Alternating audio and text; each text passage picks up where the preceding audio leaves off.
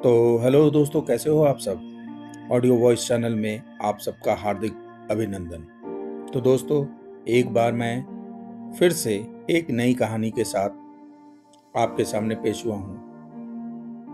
तो कहानी का शीर्षक है छोटा सौदा। यह कहानी फ्रांस के महान कथाकार गाय दी मोपासा विश्व साहित्य के इतिहास में लघु कथाओं के बहुपठित लेखकों में एक है। इस महान साहित्यकार की कहानियों में इंसान की जिंदगी और उसकी नियति का खाका कुछ इस तरह से मिलता है कि पढ़ने वाले को यह अभी कल की ही बात लगेगी। लालच, चालाकी और झूठ की दुनिया के इर्द गिर्द बुनी है गाय दी मोपासा की यह कहानी। विश्व प्रसिद्ध रचना द लिटिल कास्क के हिंदी अनुवाद के कुछ अंश है। एप्रविल के बाशिंदे और सराय मालिक जूल शीको ने मदर मैगलायर के फार्म हाउस के आगे अपनी छोटी दोपहिया घोड़ा गाड़ी रोकी। वह लगभग 40 बरस का लंबा, मोटा और लाल चेहरे वाला आदमी था। आमतौर पर उसे एक जानकार ग्राहक बताया जाता था। उसने अपने घोड़े को फाटक के लट्ठे से बांधा और अंदर चला गया। उस बुजुर्ग महिला की जमीन से सटी उसकी अपनी कुछ जमीन थी। वह काफी लंबे समय से उसकी जमीन पर ललचा रहा था। उसने कई बार उसे खरीदने की कोशिश की थी, लेकिन बुढ़िया ने हट पकड़ते हुए हर बार उसे मना कर दिया था। मैं पैदा यहीं हुई हूं और मरना यहीं चाहती हूं, बस यही बात कहती रहती थी। वह उसे फार्म हाउस के दरवाजे के बाहर आलू छीलती मिली। वह लगभग 72 बरस की, बहुत दुबली पतली सिकुड़ी और झुर्रीदार, बल्कि कहा जाए तो सूखी चमड़ी वाली और बहुत झुकी देह वाली औरत थी, लेकिन किसी लड़की जैसे फुर्तीली और अथक थी। शीको ने बड़े दोस्ताना अंदाज में उसकी पीठ पर थपकी दी और फिर उसके पास रखे एक स्टूल पर बैठ गया। मदर, तुम हमेशा बिल्कुल दुरुस्त और भली चंगी रहती हो। मुझे यह देखकर खुशी होती है। मुझे किसी किस्म की शिकायत नहीं है, शुक्रिया। तुम कैसे हो श्रीमान शीको? ये उस बूढ़ी महिला ने कहा। बिल्कुल ठीक हूं, शुक्रिया।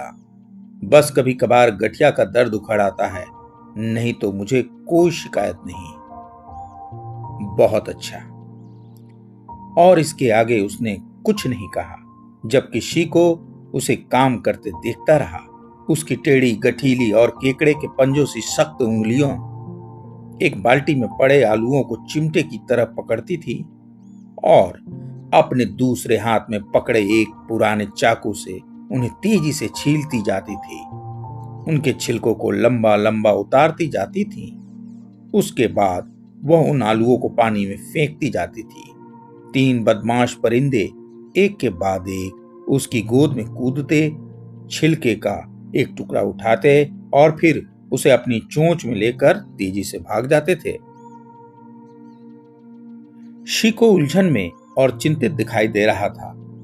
उसकी जबान पर कोई बात थी जिसे वह कह नहीं पा रहा था। आखिर में उसने जल्दी से कह डाला, मैं पूछना चाहता हूं मदर मैगलायर, तुम्हें पक्का पता है कि तुम अपना फर्म बेचना नहीं चाहती? बिल्कुल नहीं। तुम अपने मन से कुछ भी सोचो। मैंने जो कह दिया है वह कह दिया, इसलिए इस बारे में फिर बात न करना।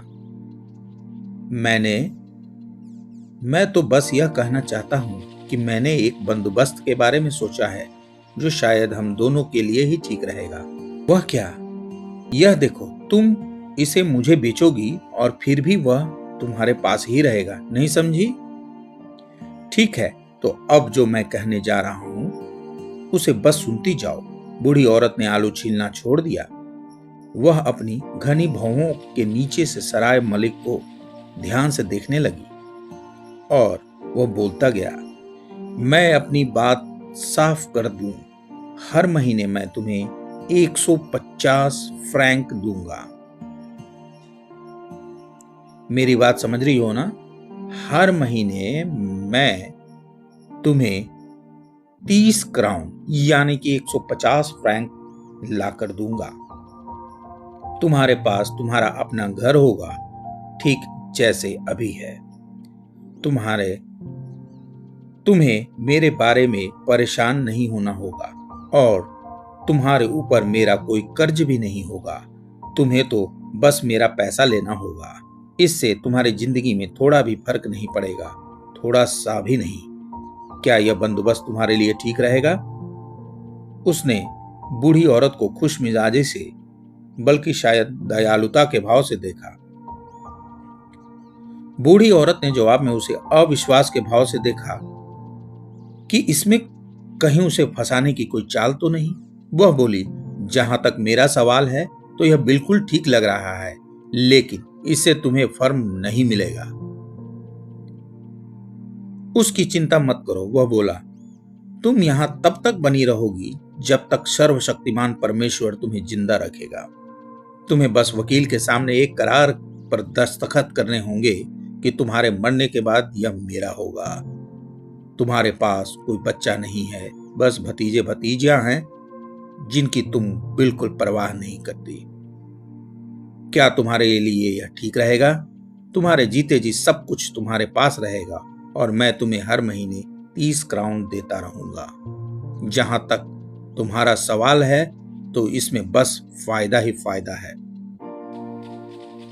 बूढ़ी औरत चकित रह गई, बल्कि उसे थोड़ी बेचैनी भी लगी, लेकिन फिर भी उसे सहमत होने का प्रलोभन हुआ और उसने जवाब दिया, मैं यह नहीं कहूंगी कि मैं इस पर राजी नहीं हूं, लेकिन मैं इस बारे में सोचना जरूर चाहूंगी।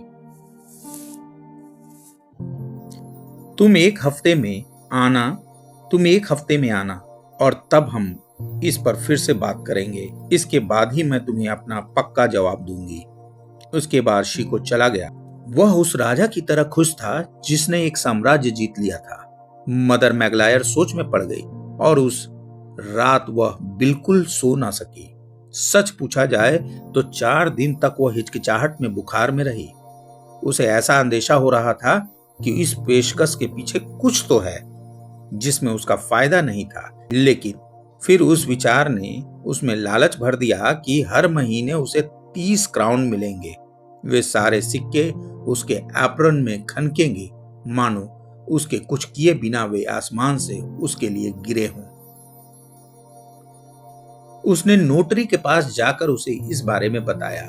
नोटरी ने उसे सलाह दी कि शीको का प्रस्ताव मान ले, लेकिन उससे यह भी कहा कि वह शीको से हर महीने 30 के बजाय 50 क्राउन की मांग करे, क्योंकि उसके फर्म की कीमत कम से कम 60 फ्रैंक तो होगी ही अगर तुम 15 साल और जीती हो।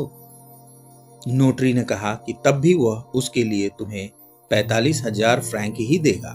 बूढ़ी औरत हर महीने 50 फ्रैंक मिलने की संभावना पर खुशी से सिहर गई, लेकिन उसे अब भी शंका हो रही थी। उसे डर लग रहा था कि इसमें कहीं कोई चाल तो नहीं। इसलिए वह वकील के पास काफी देर तक बैठी रही और उससे सवाल पूछती रही। वह वहां से जाने को तैयार न थी। वह वहां से जाने का मन नहीं बना पा रही थी। आखिर उसने वकील से करार तैयार करने को कह दिया और फिर घर लौट गई। उसका सिर ऐसे घूम रहा था जैसे उसने अभी अभी 4 जग सेब की नई शराब पी ली हो। जब शीको उसका जवाब लेने आया तो उसने बहुत मान मनोवल करवाई और यह कह दिया कि वह उसकी पेशकश मानने का मन नहीं बना पाई है। हालांकि वह सारा समय इसी ऊहापोह में रही कि कहीं वह 50 क्राउन देने को राजी ना हुआ तो आखिर में जब वह बहुत जोर देने लगा तो उसने उसे बता दिया कि वह अपने फार्म के लिए कितनी की उम्मीद कर रही है। वह जैसे चकित और निराश हो गया। फिर उसने इनकार कर दिया।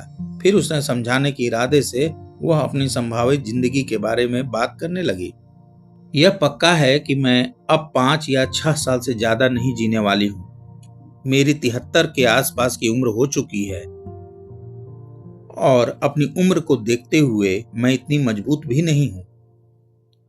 अभी इस समय शाम को ही मुझे लग रहा था कि मैं मरने वाली हूँ, तो मुश्किल से रेंग रेंग कर अपनी बिस्तर तक पहुंच पाई थी। लेकिन शीको उसकी बातों में आने वाला नहीं था। रहने दो बूढ़ी अम्मा, तुम तो चर्च की मीनार जैसी मजबूत हो। कम से कम 100 साल की उम्र तक तो जियोगी ही। तुमसे पहले तो मैं ही कब्र में पहुंचूंगा, तुम्हारी आंखों के सामने। पैसे के बारे में बातचीत करते हुए पूरा दिन बीत गया और बुढ़िया क्योंकि झुकने को तैयार नहीं हो रही थी, इसलिए जमींदार 50 क्राउन देने को राजी हो गया।